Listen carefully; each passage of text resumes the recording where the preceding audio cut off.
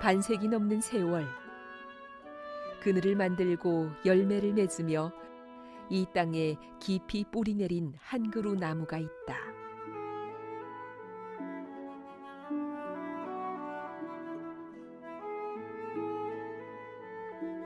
학자이자 교육자, 행정 전문가이면서도 한평생 교원으로 남고자 했던 김병민 선생님.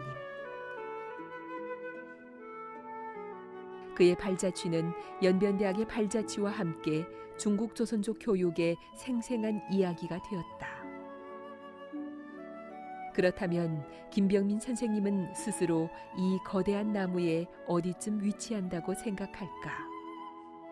만약에 연변대학이 하나의 큰 나무라면 나는 이 나무 가지에 그 자라난 나무 잎이다, 이런 생각을 해본 겁니다. 스스로를 나무잎이라고 정의한 그의 이야기는 1951년 흥룡강성 영안현의 가난한 농촌에서 시작된다. 나는 아주 어려운 가정에서 출생했습니다. 출생해서 50일 만에 우리 아버지가 세상을 떠났는데 동네에서 나를 남의 집에 주라 그랬대요. 우리 큰형이 경렬이 그때 10살인데 아이 된다. 동생은 내가 키우겠다. 우리 형이 그때 소학교 4학년인데 이제 오전에는 학교에 가고 공부하고 오후에는 돌아와서 나를 업고 키웠대요. 그래서 하여간 나가 열심히 공부할 수 있게 된 데는 그 형님이 아주 관심, 사랑 그리고 가르침이 컸다고 생각해요. 큰형님의 보살핌 속에서 공부에 열중한 김병민 선생님은 1970년 참군했다. 부대에서 신화사전을 거의 외울 정도로 독서에 몰두했고 1975년 연변대학 조문학부에 진학해 어려운 시기 힘든 상황 속에서도 학문의 길을 포기하지 않았다. 그곳에서 그는 정판룡 선생님을 만나 학문을 넘어선 인생의 스승을 모시게 되었다. 우리 정판룡 선생은 아주 속이 넓고 좀 바다와 같이 넓은 분이니까 물론 제자들이나 다른 사람들의 결함을 다 알고 있으면서도 그래도 칭찬을 위주로 하고 아주 너그러운 그 마음, 그 소탈한 평민적인 자세, 이걸 나는 따라보기 위해서 애를 썼다 이렇게 생각하고. 스승의 고무 경례에 힘입어 그 후 그는 중산대학에서 중국문학의 깊이를 배우고 김일성 종합대학에서 준박사 학위를 취득하며 학자로서의 기초를 다졌다. 당시 그에게는 북경 등 대도시에 좋은 기회가 열려 있었다. 그러나 그는 의연히 연변대학으로 돌아와 박사 학위까지 마치고 모교에 뿌리를 내렸다. 그의 마음을 가장 크게 움직인 것은 변강에 자리한 모교에 자신이 더 필요하다는 신념이었다. 우리 정판용 선생이 내 조선 유학 가니까 역전까지 따라 나왔어요 그때. 그러면서 나하고 하는 얘기가 너는 가서 학위를 못 받으면 오지 말라 그렇게 얘기했어요. 그때 대학에 남을 때 그 당위서기 교장 그 이제 관심 그리고 정판용 선생이 나한테 하던 그 말이 잊어지지 않아요. 그래서 결심하고 연변대학 가야 되겠다. 그는 연변대학에 돌아온 후 끊임없이 탐구하며 학문의 최고봉을 향해 돋아올랐다. 신채호 문학연구부터 북학파 문학연구까지 그는 20여 권의 저서와 100여 편의 논문을 탄생시키며 그 심오한 학문의 세계를 넓혀나갔다. 그의 학문적 영향력은 자신의 저서 안에만 머물지 않고 다음 세대 학자들에게 새로운 길을 열어주었다. 선생님은 중국 주류학계에서 인정하는 조선 한국문학의 대표적인 연구자이자 비교문학 연구 전문가이기도 하십니다. 또한 조선이나 한국 등 국제학계에서도 존중하는 글로벌 시대 중국 조선 한국 문학의 선두주자이시기도 합니다. 김병민 선생님의 학문 세계는 시대와 문화의 경계를 넘어 지속적으로 새로운 길을 찾아나간 려정이었다. 그의 연구는 단순히 하나의 언어나 문화 간에 머무르지 않고 고전과 현대, 동양과 서양, 민족과 세계를 연결하는 새로운 접점을 발견하며 학문의 지평을 넓혀왔다.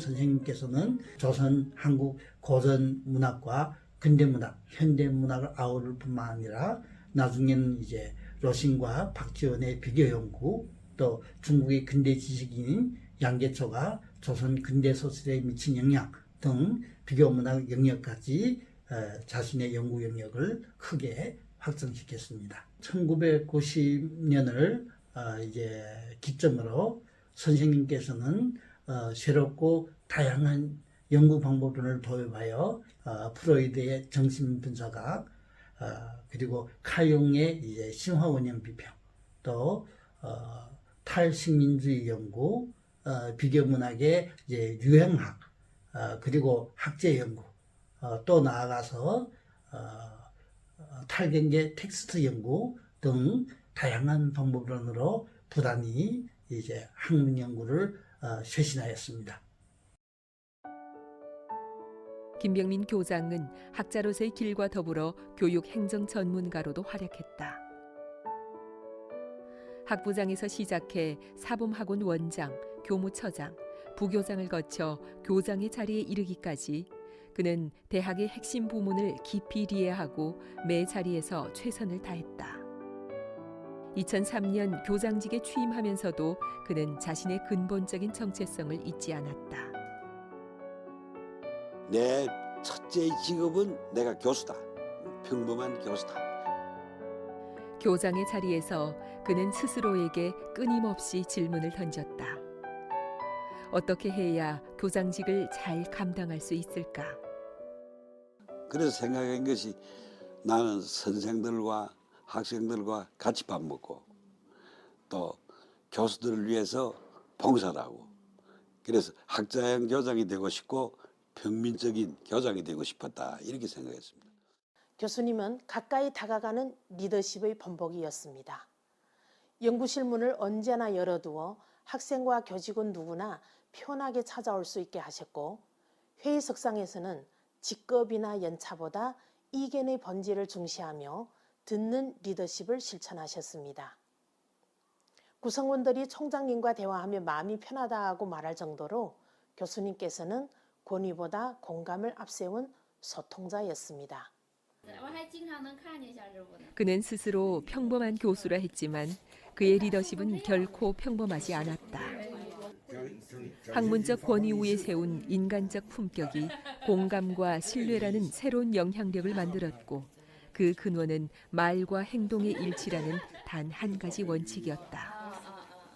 모든 교수들을 공부를 열심히 해라 이렇게 회의 때마다 말하는데 내가 공부를 아예 하면서 말해서 무슨 효과가 있겠어요. 그래서 출장 가도 책을 가져가고 책하고 컴퓨터는 메고 가고 누구를 만나서 이제 일을 보고는 또 호텔에 오면은 또 시간이 있으니까 책을 볼 수 있고 또 컴퓨터 좀 해볼 수도 있고 하여간 이 시간 이용이 대단히 중요하다고 저는 생각하고 또 그 시간을 짜내기 위해서 좀 많은 애를 썼습니다.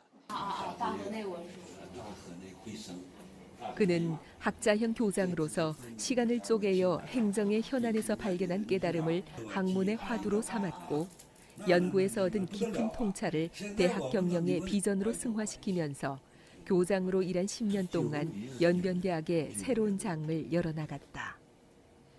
연변대학을 어떻게 맡아서 꾸릴 것인가 제일 중요한 게 교훈입니다. 추부전, 쯔산, 룽허입니다. 그래서 이러한 교훈을 확립했을 뿐만 아니라 연변대학을 확실히 교수와 연구가 중심이 되는 대학을 만들었습니다.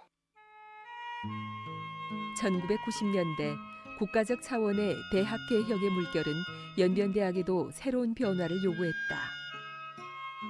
낡고 협소하고 산재했던 기존의 캠퍼스를 넘어 통합된 신캠퍼스 건설이야말로 교육과 연구의 질적 도약을 이루기 위한 현실적 과제였다. 이게 자금만 15억이 들었습니다. 그런데 이러한 자금을 유치하기 위해서 국가교육위원회, 성정부 그리고 자치정부를 찾아다녔을 뿐만 아니라 또 여러 독지가들이 지원을 유치해 가지고 이 중에 많은 부분을 김병민 교구장의 노력으로 자금을 마련한 겁니다. 그러나 그 노력의 이면에는 털어놓기 힘들었던 깊은 고뇌와 하얗게 지새웠던 불면의 밤들이 가득 채워져 있다. 제일 큰 권난은 융자, 이 자금 투자예요. 그래서 이 아주 힘든 이제 일이었는데 정부에서도 많이 지지해주고 그뿐만 아니라 사회 각계 유지들 다 돈 냈습니다. 이 연변에는 모든 기업가들 다 돈 냈어요. 그리고 심지어 연변대학 교직공들도 이제 돈을 내서 이 학교의 캠퍼스 안에 나무를 사고 이랬습니다. 그래서 보면 연변대학은 결국은 정부와 사회와 우리 선생들이 공동으로 이 캠퍼스 학점공사를 완성했다 이렇게 생각하는 겁니다. 그렇게 시작된 도전은 마침내 38만 평방미터의 새 캠퍼스로 실현되었다. 이로써 흩어졌던 배움터는 통합되고 당당한 배움의 전당이 탄생되었다. 그러나 그의 일은 거기서 끝나지 않았다. 그는 이 거대한 그릇을 교수와 학과 중심의 철학으로 가득 채우며 연변대학을 국가의 211 공정, 교육부와 길림성 공동건설 및 중서부 지역 중점 지원 대학의 반열에 올려놓았다. 211 공정이라는 것도 결국은 학과 건설이 핵심입니다. 이 학과 건설이 대단히 중요하다는 거죠. 학과 건설이 잘 돼야 또 교수들이 훌륭해야 뭐 박사점도 많이 가질 수 있고 또 사회의 봉사도 많이 할 수 있고 그런 겁니다. 대학은 몇 개의 박사 과정을 가지고 있는가가 아주 중요한데 김병민 총장 시절에 무려 7개의 박사점을 가져오고 건설한 거죠. 그 외에도 이제 국제적인 포럼인 두만강 포럼, 장백산 포럼을 꾸준히 개최해서 국내외에 있어서의 연변대학의 영향력과 그리고 그 위상을 결정적으로 높인 거죠. 그의 탁월한 리더십으로 연변대학의 종합 실력은 향상을 가져왔고 연변대학은 일약 길림성 소속 대학 순위 1위에 올라 국가 중점대학의 반열에 들어설 수 있었다. 2012년에 이제 총장 사업을 그만두고 통문화 연구소를 출범시켰어요. 그리고 후학들을 데리고 꾸준히 연구 작업을 한 거죠. 국가 과제를 5개나 유치했어요. 이를 5년간 밤잠을 쉬지 못하고 여러 후학들을 키우면서 이를 완성해낸 거죠. 김병민 선생님은 올해 또 국가 중대 과제를 성공적으로 유치하며 놀라운 성과를 이루어냈다. 이로써 퇴임 후만 하더라도 중대 과제 2건과 일반 과제 1건을 쟁취하는 쾌거를 기록하게 되었다. 그러나 이 국가 중대 과제는 쉽게 얻어지는 성과가 아니고 과학적인 기준으로 철저하게 걸러지는 힘든 도전이었다. 어느 정도 어려운가 하면 1년에 전국적으로 신청하는 것이 한 수천 개입니다. 나중에 나오는 건 500개 미만입니다. 우리나라의 그 사회과학, 인문사회과학 연구의 발전에 확실하게 도움이 된다. 더 나아가서 우리 중국이 이 현실적인 문제를 해결하는 데도 도움이 된다. 여러 가지 기준을 만족시켜야 되는데 이 모든 기준을 통과하기 위해서는 책임자의 탁월한 학문적 역량뿐만 아니라 특별한 리더십이 필요했다. 이 한 개 팀에 인수가 적어도 한 20명 됩니다. 그러면 그 많은 이 인력을 하나로 총괄할 수 있고 지휘하고 관리하고 또 필요할 때는 또 뭐 채찍질도 하고 얼리기도 하고 하면서 그런 인격적인 매력이라 할까요? 그걸 다 갖추고 있기 때문에 우리 팀이 무어제에서 2년 만에 신청해서 이걸 따냈습니다. 그게 연변대학교 역사의 처음이고 그의 지도 아래 조선 언어 문학학과는 국가 중점 학과의 지위를 굳건히 했고 이를 기반으로 편입된 외국어 학과는 국가 인류 학과로서 국내외 학계의 확고한 위상을 구축하였다. 이미 고희에 가까운 나이였지만 그는 다시금 중책을 짊어지고 학술위원회 주임으로서 이 학과들의 미래를 위한 설계에 나섰다. 교육은 생명의 사업이라는 그가 연변대학에 발을 붙인 후 50년 가까이 지켜온 신념이다. 그는 교육을 살아 움직이고 호흡하는 숭고한 실천으로 여겼다. 그에게 교실은 지식을 전달하는 공간이기 전에 하나하나 고유한 빛을 지닌 젊은 생명들과의 만남의 장이었다. 이 교육이라는 것이 모든 학생들을 대상하고 있기 때문에 그 학생들이 개개인이다, 생명체입니다. 이 모든 개체들을 우리가 훌륭하게 키워내는 것이 대학 교수, 이 대학이 이제 사명이라는 겁니다. 바쁜 행정 업무와 병행하면서 그는 연구생 강의를 놓지 않고 박사생을 키워냈다. 그의 제자들은 전국 우수 박사 논문과 같은 탁월한 성과를 이루었고 직접 지도한 제자만 30여 명에 이른다.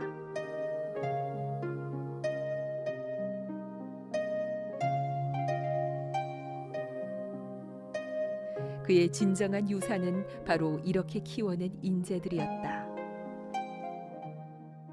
导师给我印象最深的呢，他善于运用启发、诱导的一种方式，然后呢和充分发挥学生的主观能动性。我深刻地感悟到做学问呢没有任何捷径可循，只有像先生那样去扎实而全面地收集与研究相关的所有的研究资料，而且呢，综合和灵活地运用跨学科的研究方法，才能撰写出具有创新价值的博士学位论文。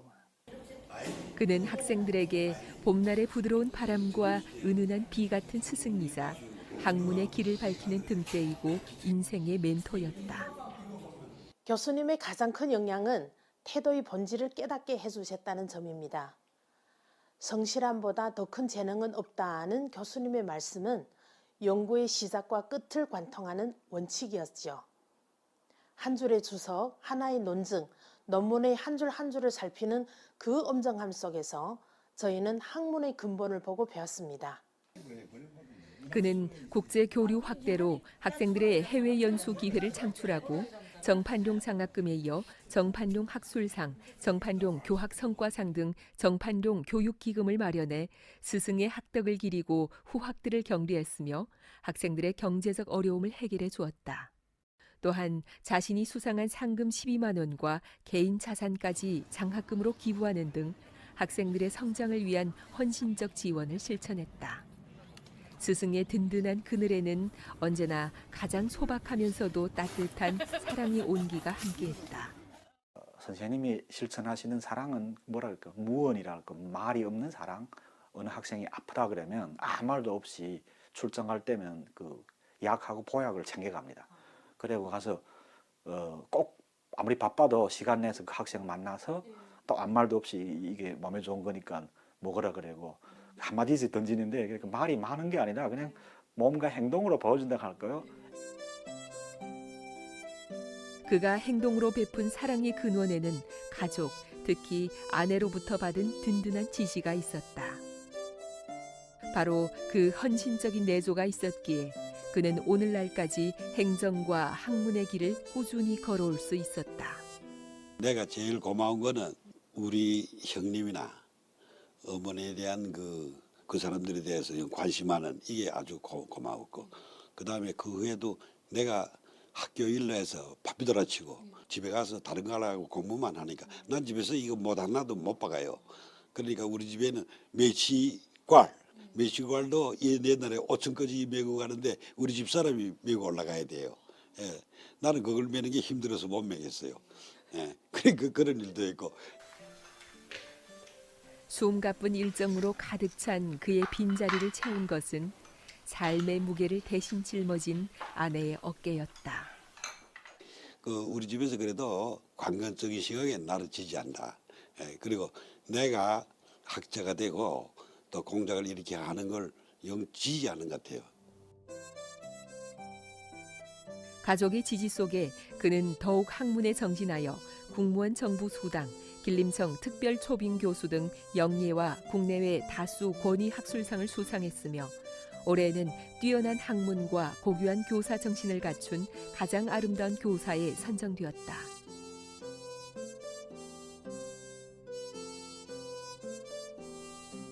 선생님께서는 지심의 사회적 사명감을 아주 중요시하였습니다.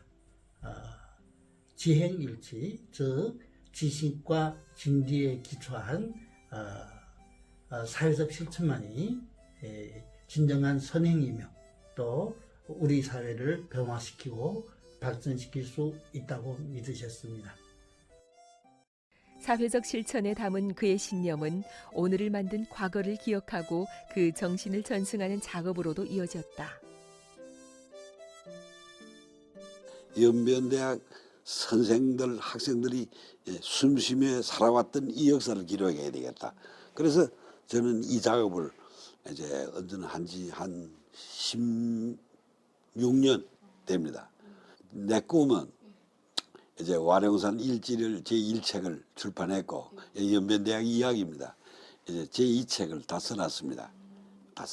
그래서 사실은 이 글도 사명감을 가지고 좀 노력해 보는 겁니다. 퇴직한 후에도 김병민 선생님의 열정은 식지 않았다. 남경대학과 산동대학에서 후학을 양성하고 연변대학의 부름을 받고 다시 모교로 돌아와 국가 중대 프로젝트를 수행하며 학문의 길을 계속 걸었다. 이렇게 그는 물러나도 쉬지 않고 여전히 교육 인생을 실천하는 교육자로서 최선을 다하고 있다. 퇴임한 다음에 생각을 많이 했어요.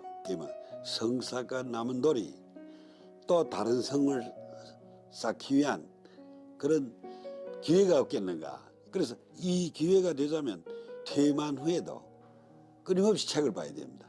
새로운 지식을 접수하고 이미 가지고 있던 지식을 가지고 좋은 논문을 써야 되고 가장 중요한 나의 체험은 일을 하는 겁니다. 하늘도 부지런한 사람을 알아봐 준단 말입니다. 연변대학과 함께한 50년. 그는 여전히 교정을 거닐며 이곳을 지켜보고 있다. 스스로를 이름 없는 나무잎이라 여기며 흙이 되어 연변대학이라는 나무의 걸음이 되겠다는 마음. 그것은 그의 평생의 약속이다. 내 연변대학에 와서 저는 50년 되는 사람이니까 뭐 남은 여생도 연변대학이 잘 될 걸 이제 바라봅니다. 그래서 내가 하는 모든 일도 연변대학에 도움이 되기 위해서 이제 노력을 해볼 겁니다. 이름 없는 나무잎, 봄날이 나무잎 열이지만 생명이 푸르름 머금었네. 여름이 나무잎 무성해라 생명이 활력이 넘치네.